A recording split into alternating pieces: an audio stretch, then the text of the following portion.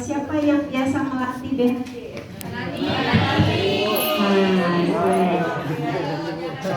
Siapa lagi selain Mbak Nani?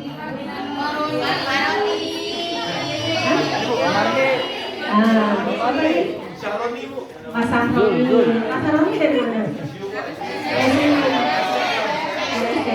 STM. Siapa lagi? Nah, udah. Cukup langsung.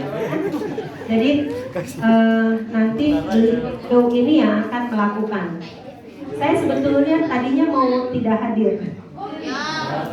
Pagi-pagi ini bagian belakang sampai ke pinggang, punggung, tapi sebelah kanan sih, gitu kan? Iya, betul gitu ya. Ya dengan analgetik bisa berkurang gitu ya. Jadi kita samakan dulu persepsinya ya. Baik, sudah dibuka itunya. Nah, sekarang BHD ini malah sih. BHD kepanjangan apa? Kalau ada bantuan hidup dasar, ada bantuan hidup lanjut. Lanjut berarti sudah masuk ke kemudian nama lainnya tadi apa? BLS, Basic Life Support. Nama lainnya CPR. CPR apa kepanjangannya? Kardiopulmonari resusitasi. Nama lainnya RJP, resusitasi jantung paru. Kemarin konsepnya sudah diberikan ya. Yang terbarunya juga sudah diberikan. Tapi kita refresh lagi ya. Jadi setiap 5 tahun AHA, American Heart Association, itu senantiasa melakukan penelitian. Kemudian hasil penelitian itu akan di-share begitu ya, yang terupdate-nya seperti apa. Jadi misal dulu RJP itu perbandingannya ada 15 banding 1, ada 15 banding 2 ya. Kemudian di 2015 kalau tidak salah itu berubah menjadi 30 banding 2. Baik satu penolong maupun 2 penolong. Ini saya dewasa ya, karena anak KMD ya, beda nanti dengan anak. Nah kemudian kecepatan dulu hanya 100 kali per menit maksimal, sekarang bisa sampai 120 kali per menit gitu ya. Jadi kalau dulu hitungannya 1 dan 2 dan 3 gitu ya, sekarang harus lebih cepat kali itu ya, 1, 2, 3 dan seterusnya. Kemudian apa lagi yang berubah? Kedalaman sekarang bisa sampai ke 5 bahkan 6 cm gitu ya, sentimeter ya, artinya dalam begitu kan. Jadi nggak di perifer, karena kompresi itu adalah sebetulnya memompa jantung dari luar. Kan jantung fungsinya memompa darah ke seluruh tubuh ya untuk sirkulasi. Ini jantungnya berhenti kardiak arrest, maka perlu distimulus dengan kompresi, dengan ditekan. Jadi harapannya ketika ditekan, darah itu mengalir ke seluruh tubuh. Terus apalagi pemberian oksigen yang breathing. Jadi setelah misalkan nadinya sudah ada tapi nafasnya belum ada, maka kita berikan ventilasi saja ya. Ventilasinya dulu 10 sampai 12 kali per menit ya. 10 sampai 12 kali per menit yang tahun 2015. 2020 ini hanya 10 kali per menit. Jadi durasinya berapa? Jedanya 6 detik. Jedanya 6 detik, jangan 6 menit, kebanyakan tuh. 6 detik dari pemberian 1 ke 2 ke 3 dan seterusnya. Begitu ya. Jadi kalau 6 detik gimana ngitungnya?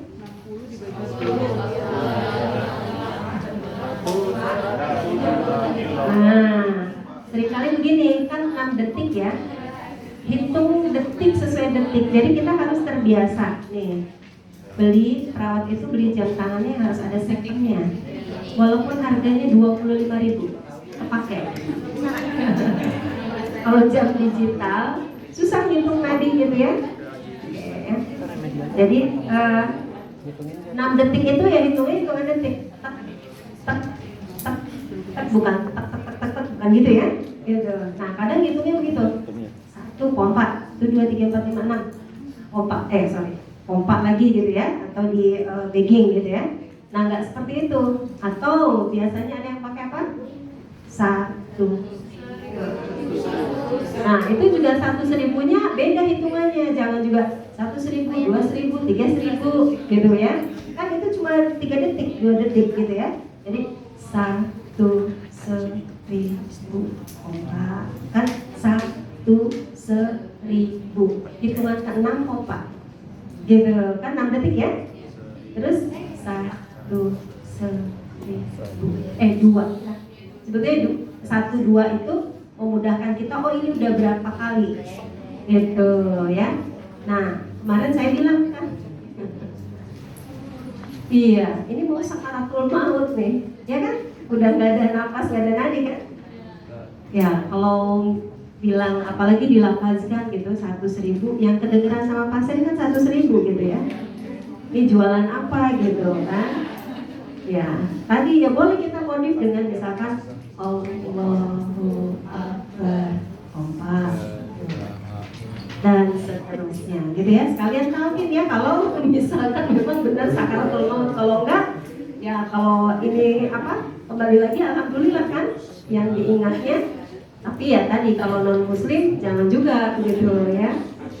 Jadi silakan di dalam hati boleh gitu. Intinya tadi ya 6 detik dalam 1 pompa. Terus apalagi perubahannya?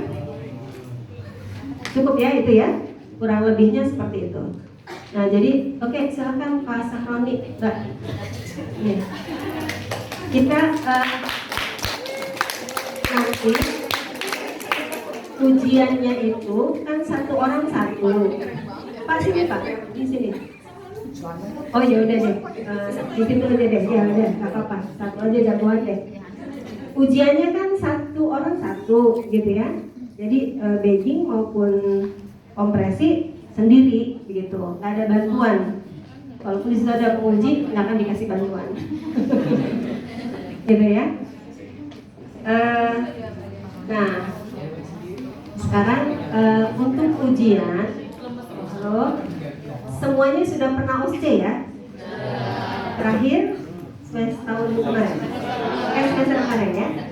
Nah, OSCE itu kalau dulu masuk, ini baca ya, baca kasus, masuk lakukan tindakan ya.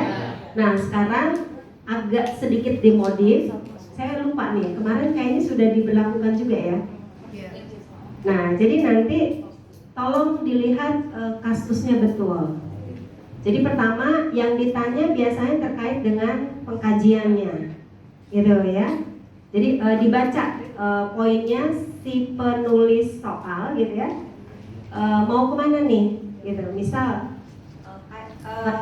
lakukan pengkajian pada kasus tersebut.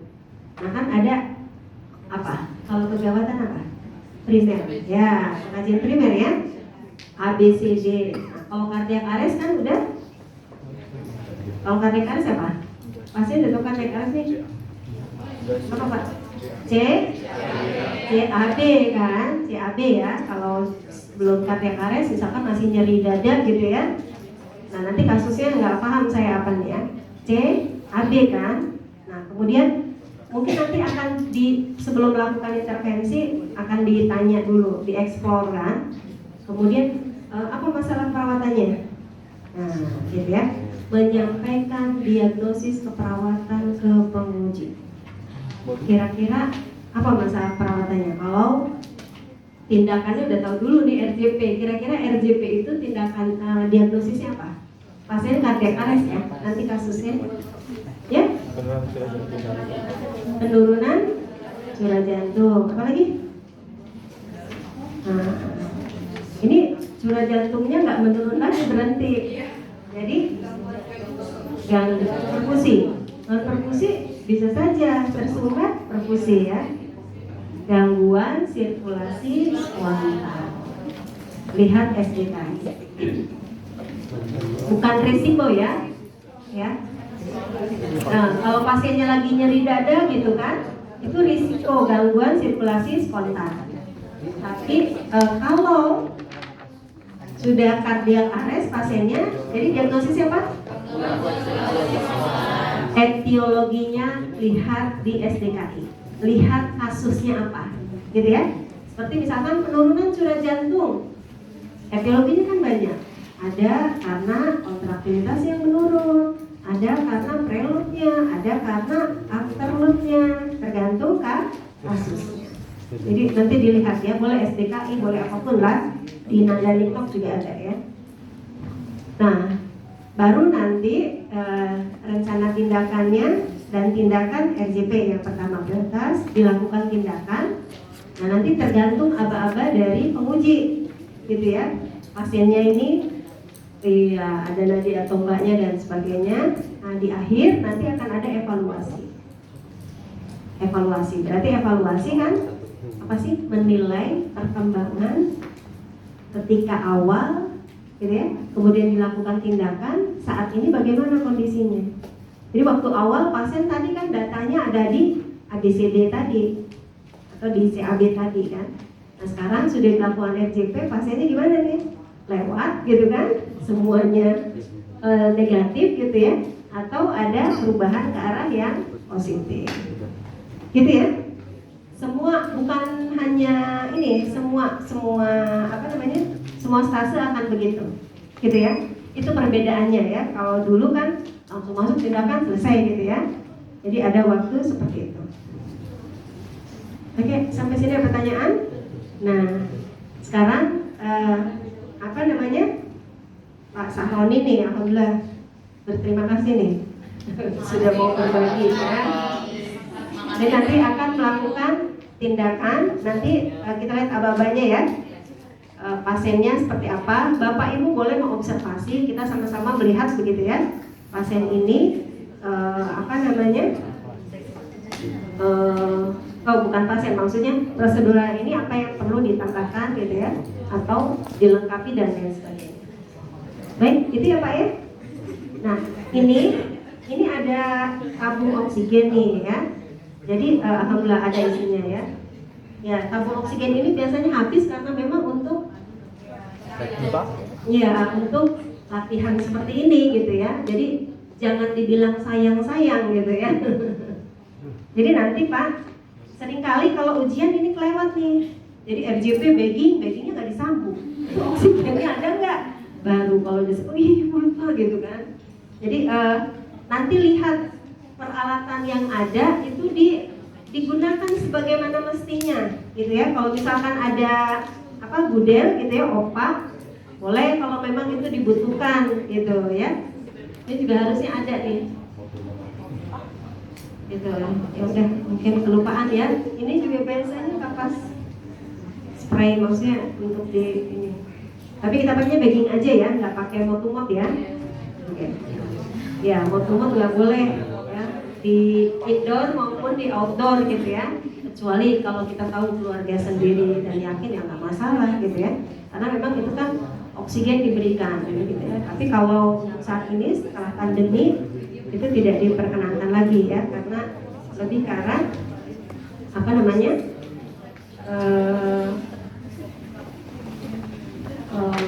ya penularan ya. Jadi istilahnya apa sih?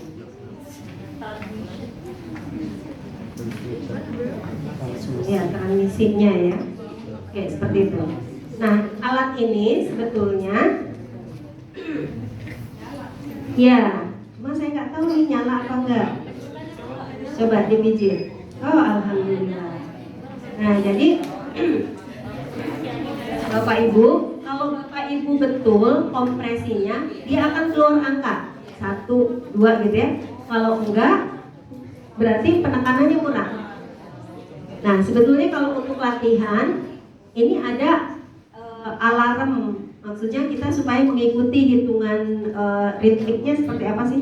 Coba Pak, yang mode. Nah, ini kompresi ini. Jadi begitu bunyi, tek, tek, tek, tek. Nah itu, jadi kecepatannya begitu ya. Karena kan sampai 120 kali per menit. 120 kali per menit itu 2 kali lipatnya dari 60 detik. 2 kali lipatnya dari 1 menit kan? Berarti 1 detik itu bisa 2 kompresi, gitu kan? 100 sampai 120 kan? Jadi cepat, detik aja kan? Cepat, cepat, cepat ini, tek, tek, tek. Jadi cepat ya kompresinya ya. Ikuti irama ini.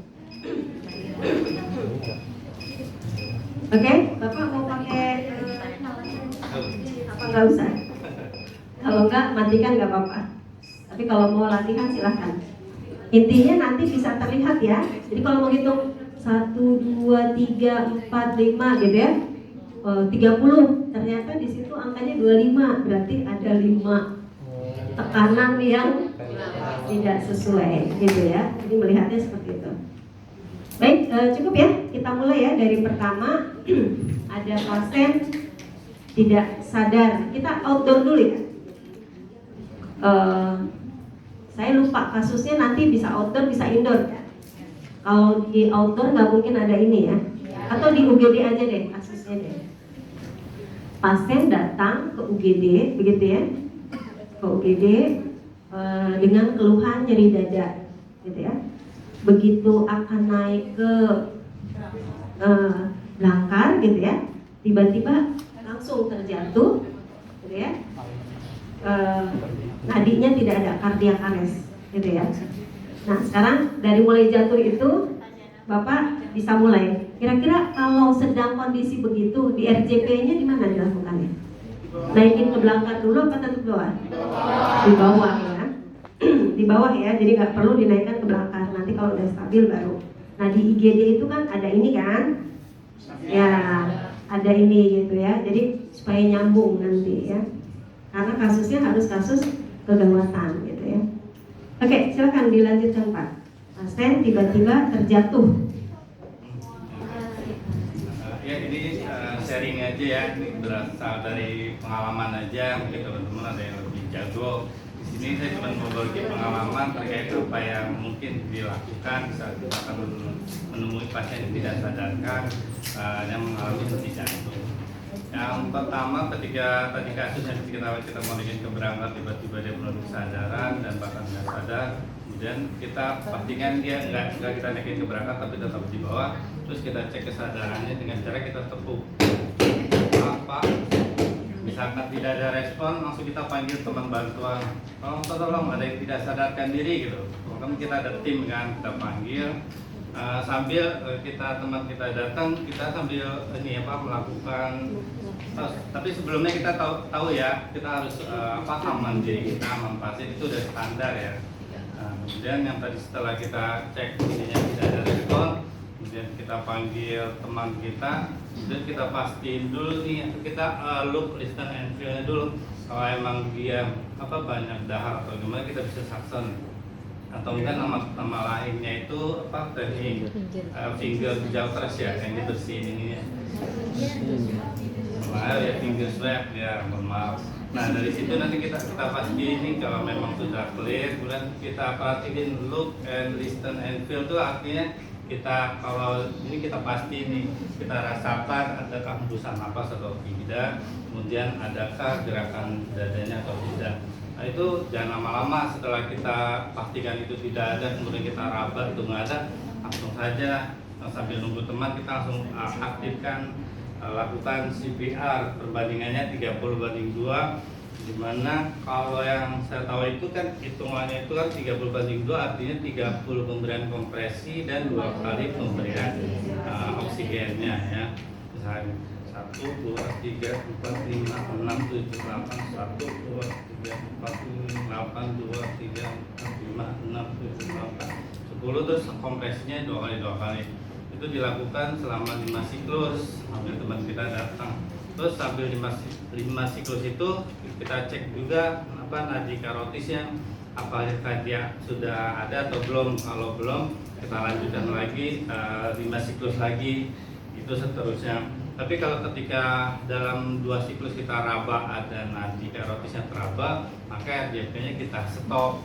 Nah, kemudian nanti biasa ditindaklanjuti sama dokter, dipasang alat bantu nafas atau enggak intubasi, biasanya kayak gitu.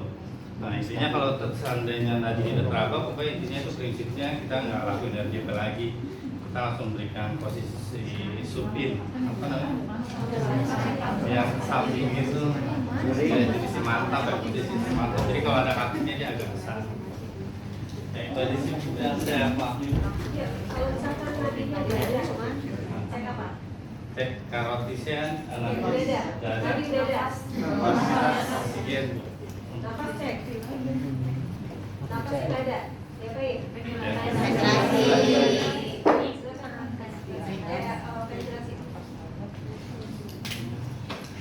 Kita kasih ventilasi. Tapi kita lihat posisi sampai kita pastiin apakah masuk atau tidak ya kan bisa terlihat di sini ya. Biasanya dia kalau masuk ini agak numpang. Kita kasih oksigen. Sampai kita lihat monitor, kalau ada monitor ya. Terus kalau Sampai berapa? Sampai berapa banyak diberikan? Mandi per menit. Selama 2 menit. Kalau sudah 2 menit, diapakan? Evaluasi. Gimana cara cek nafas? Gimana look, listen, feel itu? Lihat dengan rasakan. Look, listen, feel. Lihat dengan rasakan. Yang dilihat apa? Dada siapa?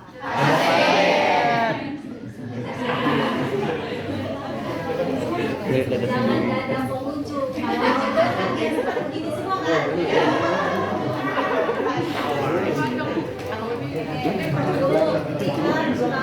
dada pasien.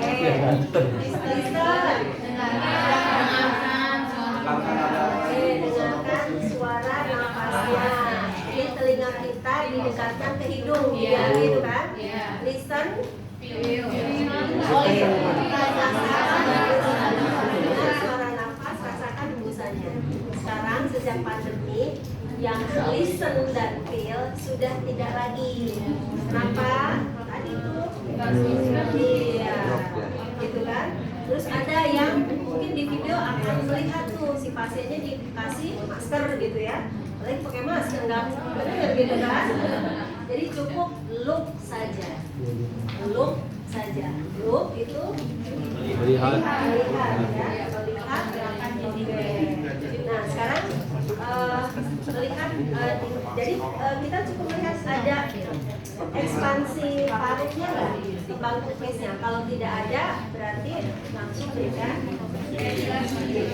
gitu ya. Nah kemudian kita lihat satu persatu ya. Ini karena sudah ahli ini, jadi cara kompresinya udah betul ya. Jadi enteng Pak, biar semuanya lihat nih. Karena seringkali juga badannya gerak semua. Jadi ngelihatnya capek gitu ya. Kan enteng Pak. Posisi tangan lurus ya. Ini lurus nih, ini lurus, paha lurus gitu ya. Tumpuan di bahu, bukan di tangan kita. Jadi yang tekan jangan tangan, yang tekan bahu, didorong gitu ya. Jangan begini karena nggak boleh ditekuk gitu ya. Oke, kemudian di mana sih diletakkannya? Nih, PX. Nah, jangan lagi bilang PX. PX itu zaman dahulu.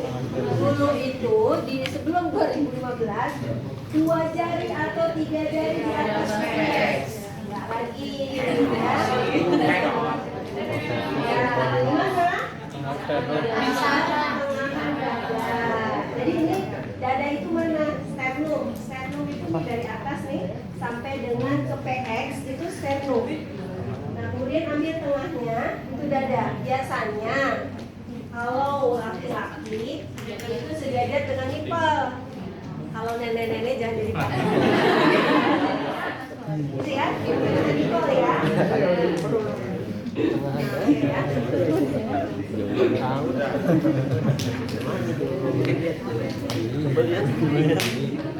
Dulu ada mahasiswa saya sebenarnya pinter bahkan udah pergi haji gitu ya. Hajinya nggak apa? Ya gitu ya. Jadi bilang PX sepertiga ayat 2 dulu kan, 3 jari di atas PX itu 3 jari di atas simplicis pubis.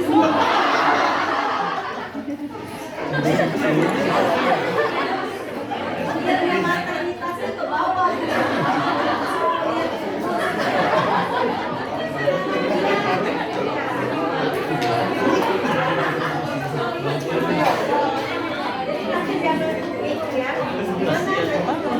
Kemudian ada juga nih, dulu mau tumor, kalau mau tumor itu kan kita masukin lewat mulut. Hidung harus ditutup nggak? Hidung siapa? Kan? Oh, gitu ya. Oh, kan 2 kali gitu ya. Nah, dia yang ditutup hidung dia. Enak nggak mukanya? Coba aja. Ini saya nggak kuat, lagi uji kok.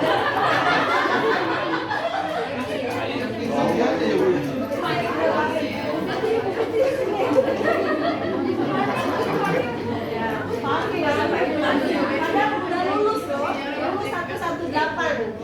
DPCAS, tapi begitu diujikan ya tadi ya. Sekarang alhamdulillah nggak ada tutup ya. Pak, bukan backingnya Pak. Nah, baking juga nih lihat, yang kecil ada yang besar nih karena semuanya kan nggak di ruang issue kan? Jadi yang kecil di mana?